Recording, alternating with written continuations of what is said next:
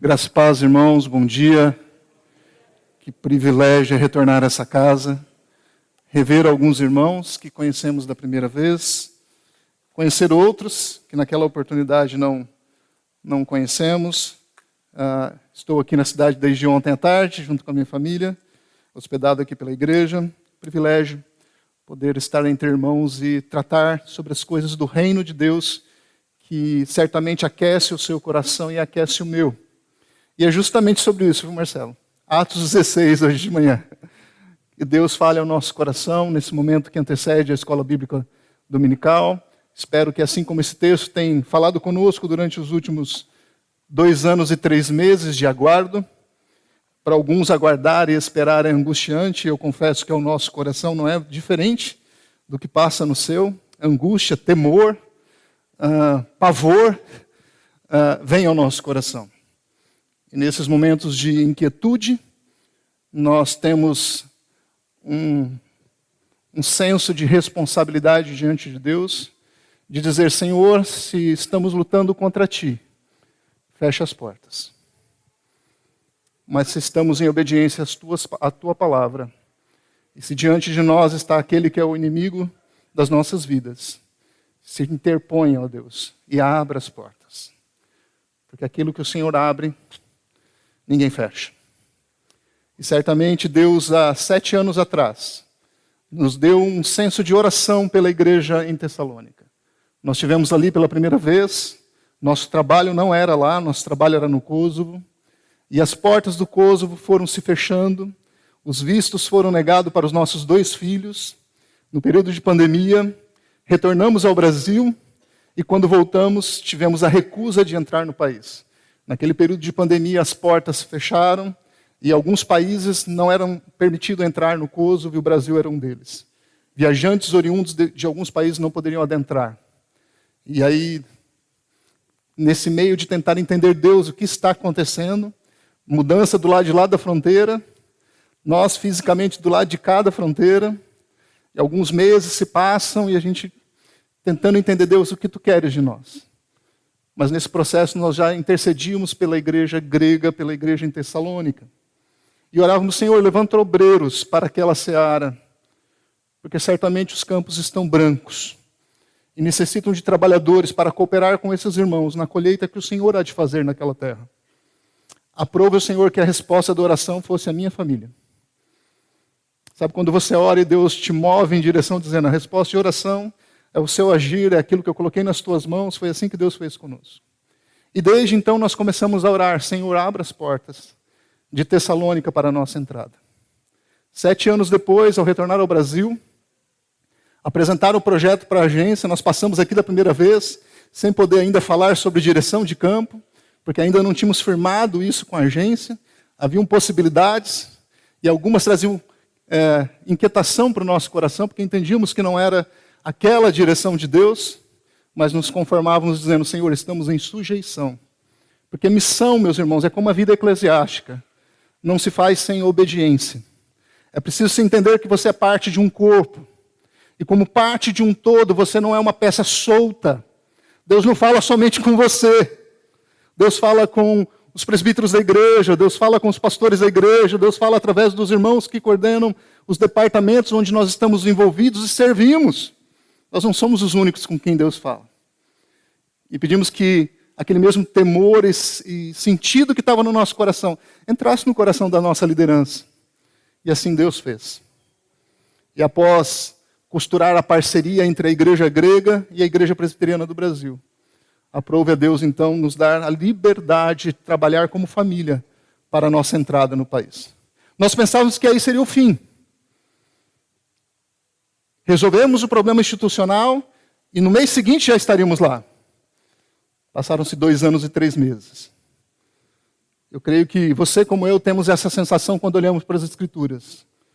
A vontade de Deus, nem sempre ela é estabelecida da forma mais ordinária como nós enxergamos, mas às vezes ela é estabelecida no meio de lutas e dificuldades, no meio de um processo longo e duradouro, para que aquela vontade do Senhor seja revelada no tempo e na história. Foi assim conosco. Aprove a Deus nos dar toda a liberdade, mas ao mesmo tempo nos dar um tempo de esperarmos nele e descansarmos nele, certos de que o sim e o não viria da parte dele. Queridos, Atos capítulo de número 16, nós temos Paulo, logo após os primeiros versículos, nós vamos pegar a partir do versículo de número 6. Paulo retorna da primeira viagem missionária. No capítulo 15, nós temos um cenário onde Barnabé e Paulo estão dando um relatório ao concílio da igreja, ao sínodo da igreja, sobre os problemas e sobre os avanços no campo. E entre os avanços, Deus derramou do seu Espírito sobre os gentios. Assim como havia feito com a igreja em Jerusalém, agora o Espírito havia sido derramado sobre os gentios como fruto da promessa. E a questão é como trabalharemos com a igreja gentílica. Missões traz problemas para a vida da igreja. Missões é algo muito prazeroso, mas traz problemas que nós precisamos resolver, de como será o nosso diálogo com as nações, qual será a nossa forma de estabelecermos relacionamento com a cultura, com as escrituras, qual é o papel da igreja. E sai uma carta desse conselho dando orientação para a igreja entre os gentios. E essas orientações são levadas para a igreja, e a igreja recebe com alegria a decisão do concílio. Com júbilo e alegria. Paulo, então, está organizando a segunda viagem missionária. Há uma cisão entre os dois principais agentes, Paulo e Barnabé. A demanda por Marcos, se leva Marcos ou não leva Marcos. E a partir desse momento de dificuldade dentro de uma equipe missionária, o que nos traz a consciência que missões nem sempre é feito da perspectiva como nós vemos, mas na perspectiva celestial. Aprove a Deus de uma equipe missionária fazer duas. E a partir dessas duas equipes missionárias, uma vai para a região das ilhas e outra pensa ir para a parte oriental, adentrando ali ao que seria a Ásia Menor. Paulo deseja isso. E no versículo de número 6 diz assim: e percorrendo a região frígio-gálata, tendo sido impedidos pelo Espírito Santo de pregar a palavra na Ásia, defrontando Mícia, tentaram ir para a Bitínia, mas o Espírito de Jesus não o permitiu. E tendo contornado Mícia, desceram a Troade. À noite, sobreveio a Paulo uma visão, na qual um varão macedônio estava em pé e lhe rogava, dizendo: passa a Macedônia e ajuda-nos. Assim que teve a visão, imediatamente procuramos partir para aquele destino, concluindo que Deus nos havia chamado para lhes anunciar o Evangelho. Eu confesso que ler esse texto faz embargar a voz.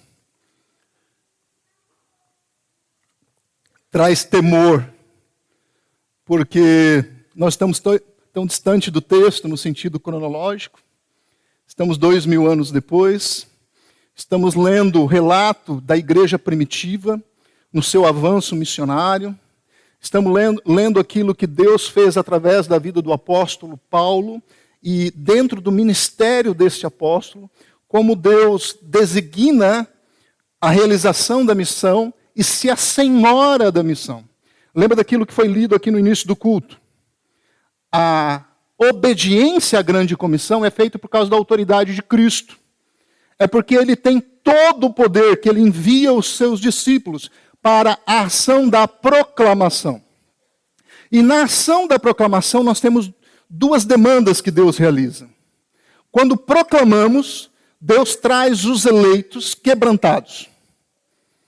Aquilo que nós conhecemos como a igreja de Cristo. Nessa colheita que Deus faz, vem todo tipo de peixe, não é assim? Traz para a margem todo tipo de peixe. Então a igreja é composta de múltiplas pessoas com características distintas. Irmãos que se desenvolvem rapidamente na igreja, que têm um senso de responsabilidade eclesiástica muito forte, um temor do Senhor muito forte. Ao mesmo tempo você tem outros com uma fraqueza, uma demanda de cuidado, um pouco mais carente de cuidado. E tudo isso Deus coloca no corpo, para formar o corpo da igreja. O corpo de Cristo que é a igreja. Agora presta atenção. Paulo está dentro dessa igreja. naquilo que nós conhecemos como a igreja de Antioquia. A primeira igreja é a igreja de Jerusalém. A segunda igreja é a igreja de Antioquia. Deus tira ele e Barnabé desta igreja e os levam para a execução da missão entre os gentios. E eles evangelizam aquilo que nós conhecemos hoje como parte da Turquia moderna, um país com mais aproximadamente 100 anos de história. Na época, tudo território helênico, tudo território grego. Paulo avança no plantio de igrejas e na execução da missão. E uma das marcas da missão é sofrimento, padecer. Aquilo que na minha e na sua Bíblia é traduzido como testemunho. Essa palavra, corriqueiramente, é a palavra martírio. E nós conhecemos muito bem o que significa o mártir. O mártir é aquela testemunha de Cristo que vai com a sua fé até as últimas consequências. Eu proclamo Cristo sem negar a Cristo, seja qual for a circunstância que esteja ao meu redor. É uma igreja militante. É uma igreja que enfrenta os inimigos internos e externos. Internamente, ela enfrenta o problema das heresias e dos ataques à fé cristã, que acontece dentro do território da igreja, dentro do corpo da igreja. Pessoas semeando falsa doutrina. Por isso é importante a marca em Atos, capítulo de número 2, versículo de número 42, que a igreja que está unida, reunida, perseverava na doutrina dos apóstolos. Porque, irmão, na execução da missão é muito importante nós entendermos que tão importante quanto enviarmos missionário é que tipo de igreja esses missionários estão plantando. Se são igrejas bíblicas, orientadas pelas Escrituras, se o culto que os crentes estão prestando lá em Tessalônica é o mesmo culto que rendemos ao Senhor aqui. Uma coisa que une a fé reformada ao redor de todo mundo, quando você viaja pelo mundo, é você sair da igreja aqui de Bauru, chegar na igreja lá de Tessalônica, ainda que você não fale um A ou um alfa em grego, é sentar no banco e falar assim: eu entendi toda a liturgia do culto. Eu entendi todo o culto rendido a Deus, ainda que eu não entendi nenhuma das palavras que lhe foram proferidas. Mas eu entendi todo o processo, porque esse processo procede das Escrituras. Não é fruto do pensamento de nenhum homem. É fruto da direção de Deus. É o culto estabelecido pelo próprio Deus.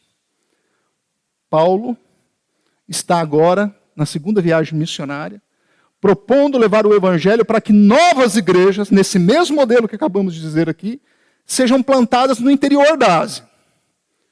Mas o Senhor da missão intervém. E o Senhor da missão diz: não. Para a Ásia não. E o Espírito do Senhor se coloca para impedir com que Paulo tome esta direção. Meus queridos irmãos, isso é importante para a minha vida e para a sua vida cristã.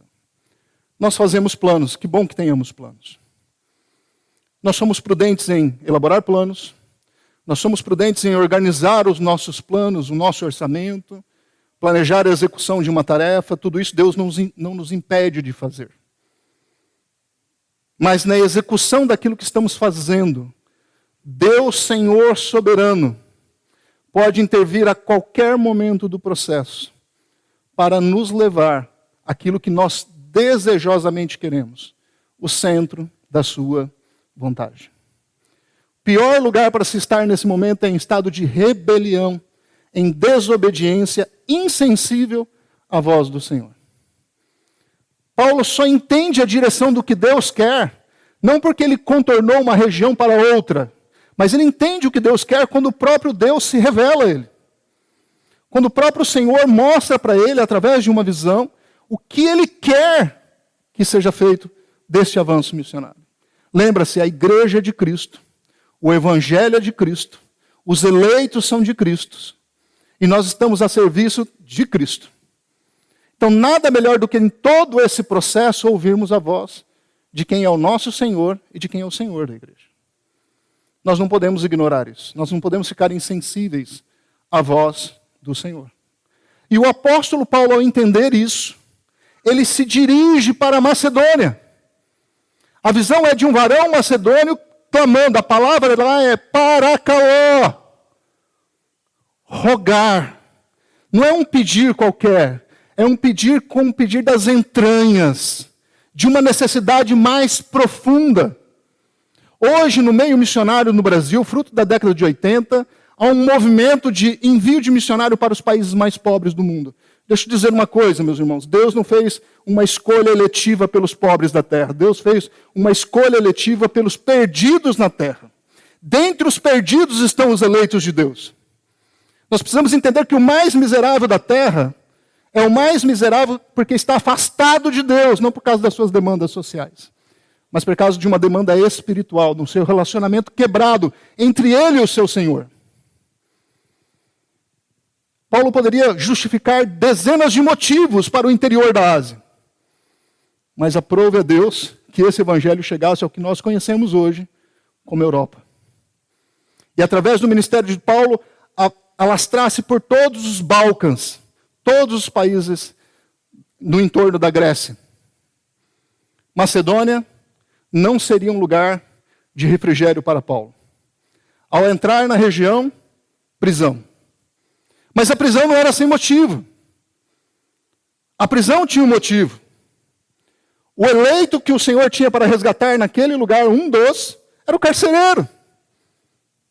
Então você pode prender um missionário. A igreja pode ser perseguida estando no centro da vontade de Deus.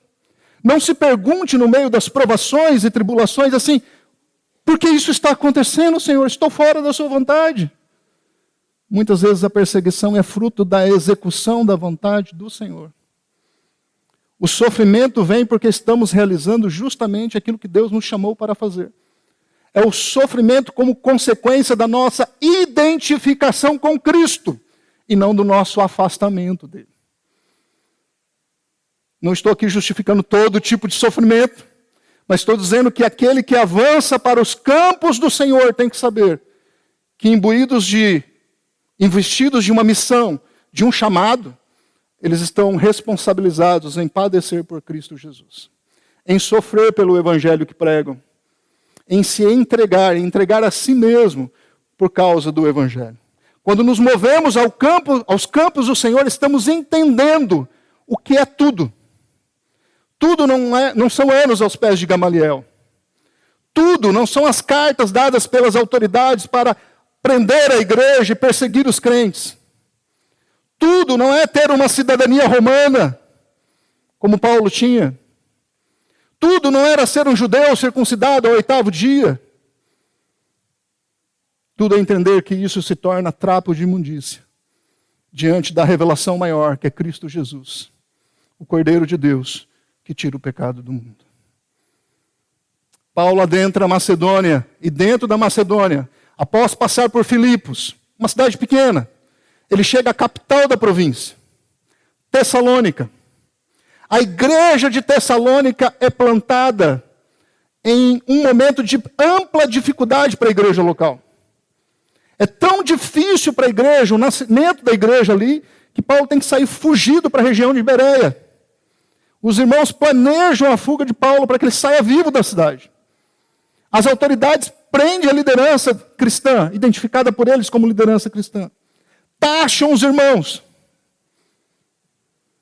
Paulo desce para a chamada raia bíblica, e quando está ali na região de Corinto, ele escreve uma carta enviando um dos seus parceiros de missão para verificar como está a fé desses irmãos. Afinal de contas, eles estão sendo duramente perseguidos. E a conclusão de Paulo é: a fé de vocês é conhecida do mundo todo. Segundo lugar, vocês se tornaram uma igreja modelo. Meus irmãos, quem é pastor aqui sabe, né?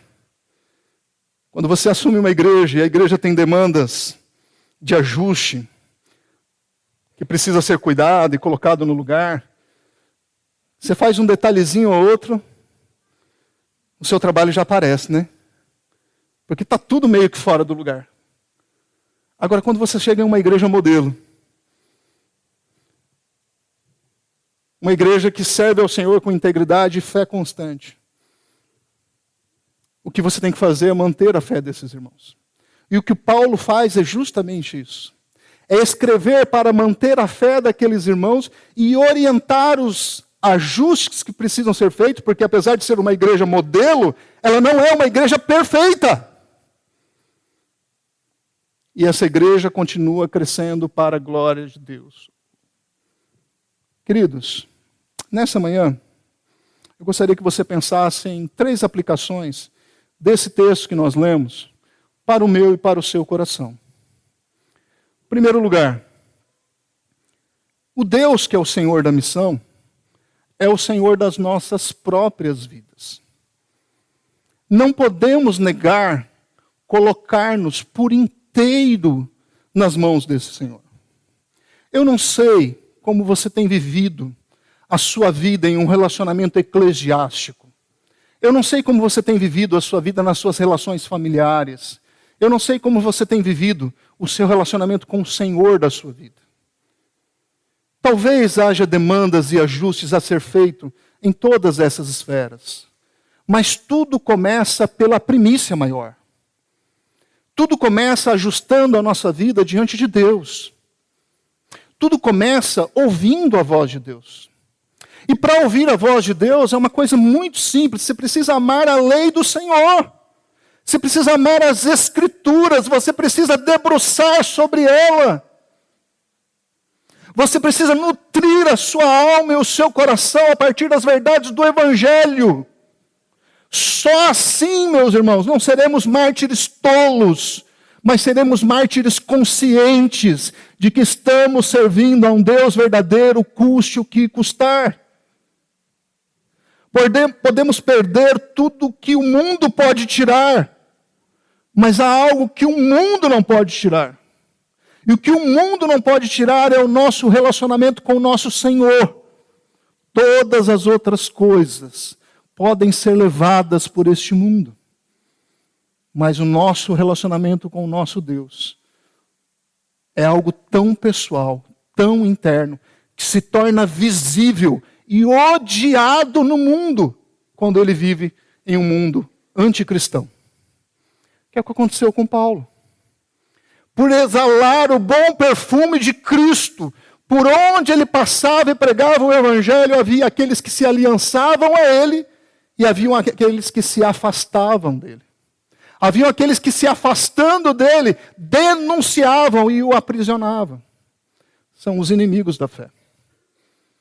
Mas em tudo Deus tinha um propósito. Segunda aplicação para o meu e para o seu coração. Saiba que quando Deus diz não e muda a rota da sua vida, não é uma ação de que Deus não te ama, mas é o contrário disso.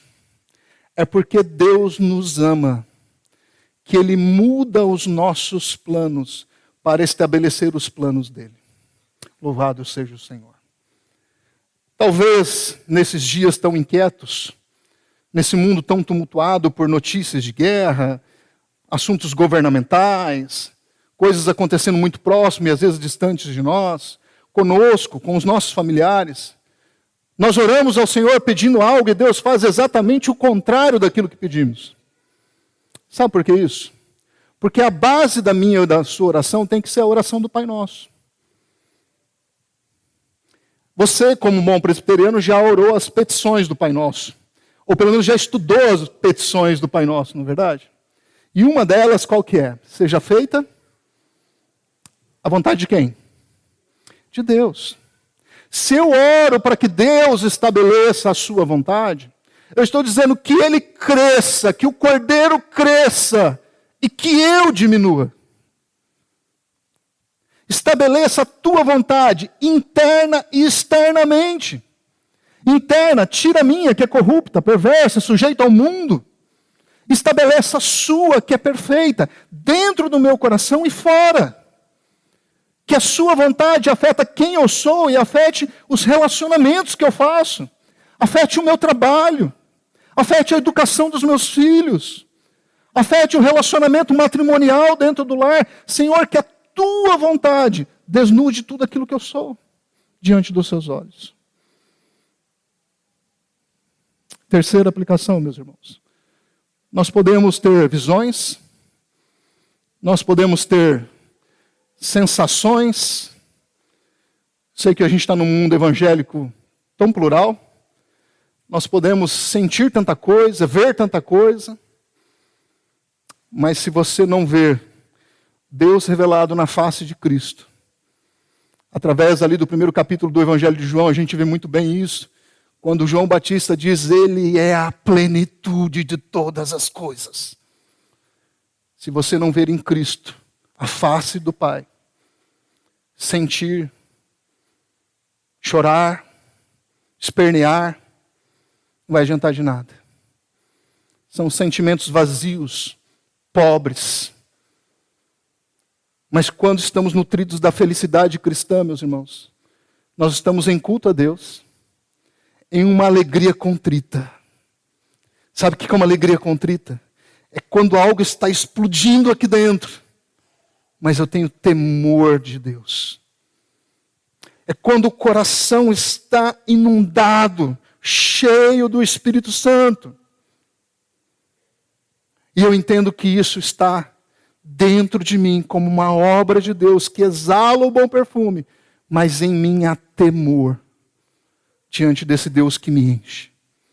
Por isso que nós temos o controle sobre as nossas ações. Por isso que Deus não tirou de nós a razão. Por isso que Deus não tirou de nós o serviço. Por isso que Deus não tirou de nós a responsabilidade de sujeição mútua. E deixa eu dizer uma coisa. Você se lembra que eu comecei dizendo aqui, quando Paulo vai para a segunda viagem missionária, que havia uma desavença entre Paulo e Barnabé? Por causa de Marcos. Marcos, sobrinho de Barnabé. E no final, Paulo está aprisionado e ele chama Marcos como alguém que lhe é útil. Sabe o que eu entendo com isso? As demandas de um trabalho eclesiástico podem trazer cisão momentânea. Podem trazer rugas temporais. Mas aquilo que procede do Evangelho é graça sobre graça. É cura, perdão e restauração. Quando proclamamos o Evangelho aos gentios, aqueles que nunca ouviram, aqueles que ouviram, mas se desviaram do caminho, como o caso da Grécia hoje, nós estamos falando a um coração endurecido. Se nós formos na força e na violência, meus irmãos, nós vamos voltar feridos deste campo de batalha. Mas quando exalamos o bom perfume de Cristo e fazemos o que fazemos em sujeição e temor ao Senhor, a obra continuará sendo difícil. A diferença é que as nossas expectativas estão alinhadas com o Senhor. Às vezes nós nos frustramos no campo missionário porque as nossas expectativas estão alinhadas ao nosso próprio coração. Eu vou chegar lá e vou fazer o que ninguém fez. Esse povo aqui é muito preguiçoso. Tomamos um sentimento de heroísmo, de glória, orgulho, vaidade. E uma das coisas que o campo faz em nós, e o ministério também, né, Marcelo? É mostrar que nós não somos nada. Como Deus nos humilha quando nós servimos o povo de Deus.